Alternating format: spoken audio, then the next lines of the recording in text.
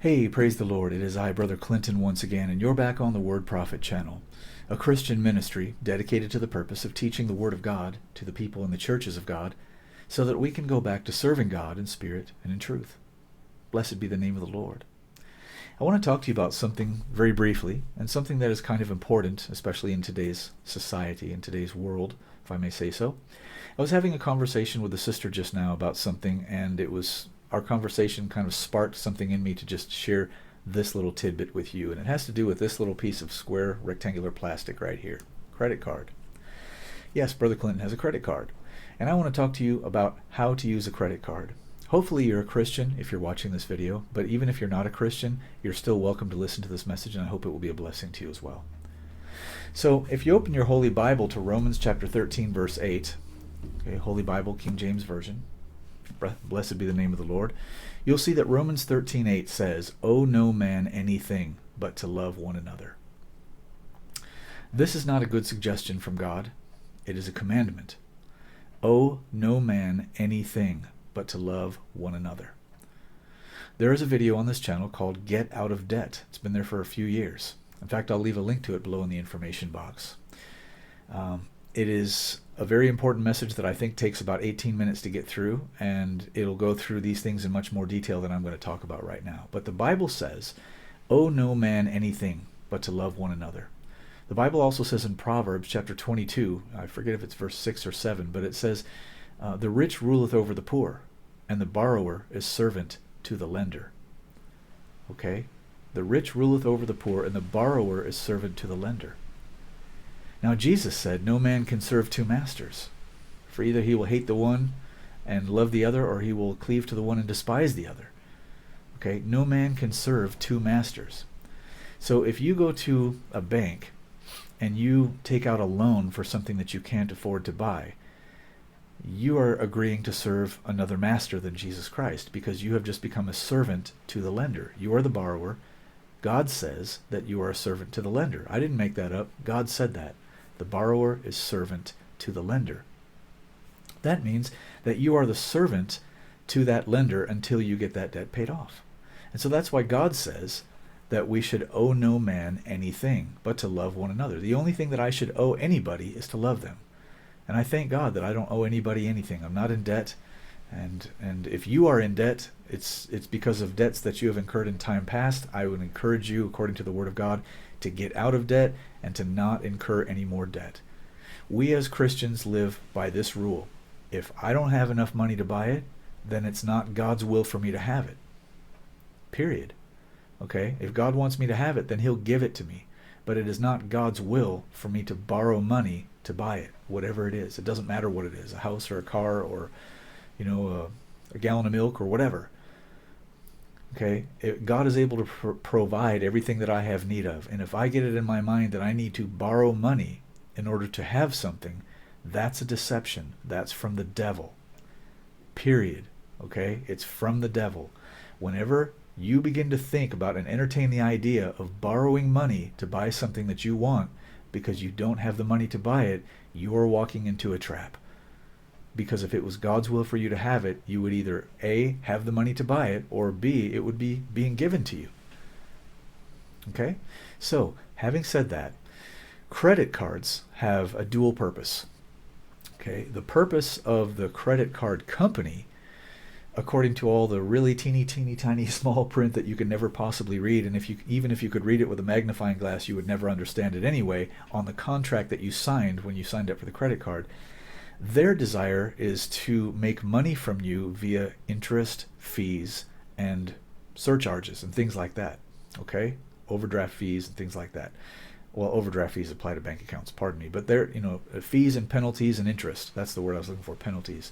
So fees and penalties and interest. That's how credit card companies make money. And if you've ever been to the main office of a credit card company, you can see that they're not poor. Okay? It's just like when you walk into a bank, they have lots of marble and sculptures and things like that, because they're very rich, and they're very rich because they make a lot of money off of interest, fees, and penalties. That's why they issue you one of these. That's why they put one of these in your hand. It's not because they love you and they want you to be able to buy stuff for free. It's because they want to make money off of you through fees, penalties, and interest.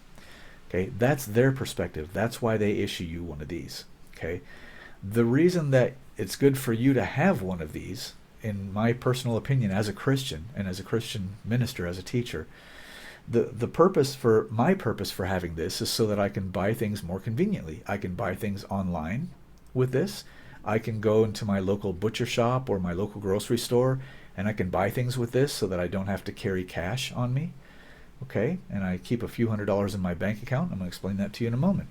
So, and by the way, I don't keep my savings in a bank account, and neither should you. You should never have any more money in your bank account than you need for 1 or 2 months' expenses. That's just common sense to me. I hope it's common sense to you as well. But that's a different subject. So this is how Christians use a credit card. Okay, when say I want to buy something online, so I go to eBay and I find the thing that I want and I buy it online. Click, it's mine. I bought it. Okay, so it gets sent to my house. So right after I make that purchase with my credit card, and I'm saying right after I make that purchase, on the same day at least, but usually in the same 10, 15 minutes or whatever, right after I make that purchase on my credit card, I'm going to go to my bank account online, and I already have my bank account connected to my credit card account. And so I go to my bank account online and I take the amount that I just spent, that I just charged to the credit card, and I transfer it from my bank account to my credit card account. Now it's paid. Okay, I'm not going to wait until the end of the month in case I might miss the deadline and have to pay interest or penalties or fees or anything like that. The reason that I made that purchase with my credit card was because I know that I have the money to buy that thing. If I didn't have the money in my bank account to buy that thing, then I'm not going to buy that thing. If I think that, even though I don't have the money in my bank account today, but I think that I'm going to have the money in my bank account on Friday, I don't buy that thing because I don't have the money in my account now. And even though I think that I may have the money in my account on Friday, it's not Friday yet, and so I don't know that.